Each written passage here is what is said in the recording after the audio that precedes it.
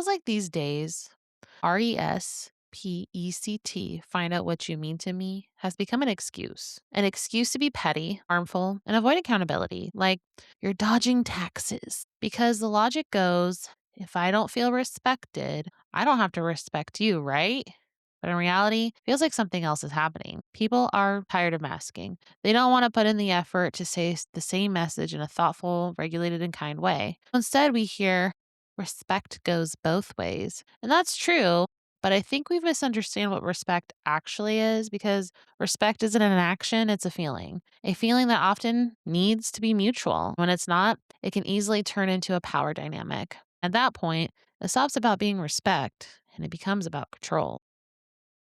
Hi, it's me, Kimberly. Today I've been thinking a lot about respect, what it means, how we use it, and how often we misunderstand it. When I ask people what respect is, they usually describe things like integrity, kindness, and feeling comfortable. What I've noticed is this: they're describing how they feel when they're respected, not necessarily what they're giving to others respectfully. Before we go any further, quick note: this podcast is for reflection and conversation, not professional advice. Take what resonates, leave what doesn't, and listen in a way that feels supportive for you. Here's the question I want to sit with today: can we disagree with someone and still respect them? The definition of respect is I feel a deep admiration for someone or something by their abilities, qualities, and achievements. See right there? It's a feeling, not an action. When I think about respect, I think I can admire parts of you, I can learn from you, I can see your strengths while still fully being myself. I respect you, and I am me.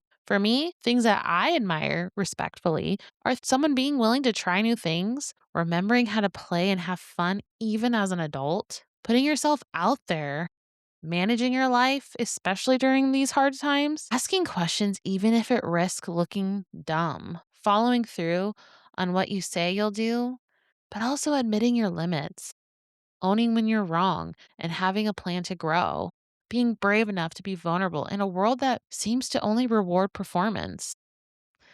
I think a lot of people use respect as a placeholder word. Sometimes disrespect really just means I feel uncomfortable, I feel embarrassed, I feel hurt. For example, when someone is late, is that disrespect or are you hungry? And now you're irritated. For me, I used to take lateness personally, but honestly, I just don't like being hungry. So now I order my appetizer, I get a drink. I'd rather someone arrive safely and communicate when they can because at the end of the day, I can wait.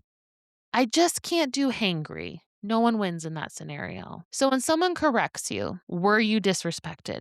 Or do you feel embarrassed? Because feeling stupid is uncomfortable and it hits something deeper. Discomfort doesn't automatically equal disrespect. Maybe sometimes disrespect is just this: I don't value your opinion on this topic because you don't have experience in it. And maybe that's okay.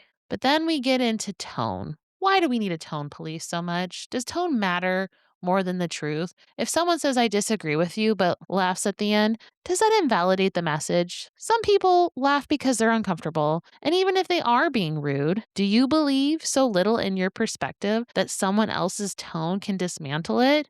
I don't think so. I don't think so. So then the question becomes, does intent matter? Or is it simply information, data about who that person is to you, and whether that relationship even works for you? If someone dismisses you, why spend your energy trying to convince them? At some point, you're just arguing with a wall. For a long time, disrespect felt very intentional for me because in my life, it was used to cause harm. I became very sensitive to it, especially during my college years. What I eventually realized was this: it wasn't disrespect. It was actually power dynamic. I was seen as less than, and they knew I wasn't going to fight back. They kept pushing for years. Eventually, something shifted. I realized disrespect didn't have to hold that much power over me. I started noticing the environment I was in. I was surrounded by people who enjoyed making me look small. And then I met my best friends, and a lot changed. I want to be dramatic, and then everything changed. They showed me I can be weird, and that's okay. I can be wrong, and they'll correct me kindly. We can laugh together, not at each other. We can disagree and still stay connected. Sometimes we evolve, sometimes we compromise, sometimes we just say, I see it differently, and that's enough. Honestly, I love it when my friends correct me, when they tell me I misunderstood something. When they say, no, Kimberly, I actually want panda, not Chick-fil-A, because that's real. That's honest. That's safe. I don't have to respect every single choice someone makes because I'm viewing life through my own lens. I can still respect them as a person. What I've noticed with more performative relationships is this: respect becomes transactional. It's never clearly communicated. Not until after everything I've done for you. And suddenly, respect was never a feeling, it was leverage at that point. People who genuinely want a relationship with you, they respect you and they're honest with you. They say, hey, this feels out of character for you. Not to control you, but to help you reconnect with yourself. Honestly, isn't that what we want? I personally want people in my life who can say, Kimberly, this isn't aligned with who you are. Not to shame me, but to remind me. I think some people put too much weight on being respected instead of asking, what am I actually feeling right now? One of the biggest red flags is pity. And I think that's where pity and disrespect get confused. When someone pities me, it tells me they don't respect me. It signals this is a power imbalance. Because really, I'm not really feeling disrespect. I personally believe I'm feeling a power imbalance. I'm being placed underneath them. I'm being made a joke of. It can sound like they say everything is fine to your face, but tell others you're needy, that you're too sensitive, that you wouldn't get it. And they never actually try to understand you. And here's the hard question: why do people accept pity? Maybe because it feels safer. If people pity you, they might be less likely to harm you. And then you don't have to take full responsibility for your life. But for me, that never sat right. I really hated the feeling of being pitied. I already felt responsible for everything, even though I couldn't control most of my life, just me, myself, and I. I wasn't trying to avoid responsibility. I was just trying to stop feeling like I had to carry the entire world on my shoulder, that I had to perform, I had to be perfect all the time. The pressure was overwhelming. And honestly, the amount of people who were like, wow, you're having a panic attack. Wow, you're upset. I couldn't tell. Yeah, it's crazy to reflect on that.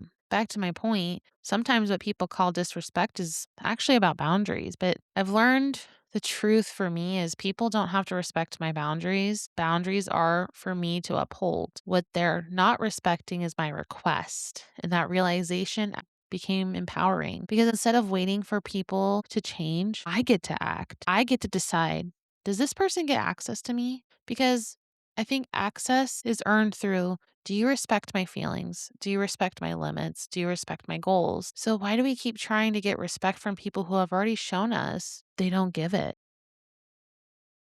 Back to the question, can you disagree with someone and still respect them? Absolutely. Respect isn't the same as an agreement. But it also isn't about tolerating silence. I don't need people to be everything for me to respect them, to feel respect and mutual respect. I need my friends to be my friends. I need my husband to be my husband. I need my kids to be my kids. And I need my therapist to be my therapist. It's okay for relationships to have limits. Not everyone's going to agree with me with my parenting choices. And honestly, sometimes I don't even agree with past versions of myself. I'm still evolving. I'm still learning. I can still love who I was and give myself grace for the season I was in. I disagree with people all the time, and I still hold space for them, just like I hold space for the fact that I've changed too. And at the end of the day, disagreements are often just information. They show us what aligns with our lives and what doesn't. For instance, I love being a mom, and I still respect someone who chooses to be child free because their life doesn't have to look like mine to be valid. Respect isn't agreement, it's recognition. And sometimes that's enough. Thanks again for listening to my rambles. Welcome to Thinking Out Loud. I'm Kimberly. I don't have all the answers, and I'm okay with that. If this felt familiar, uncomfortable, or oddly relatable, you're probably in the right place. If you're looking for a community of people navigating balance and asking honest questions, follow along. We'll keep thinking, we'll keep growing, and we'll keep asking questions together.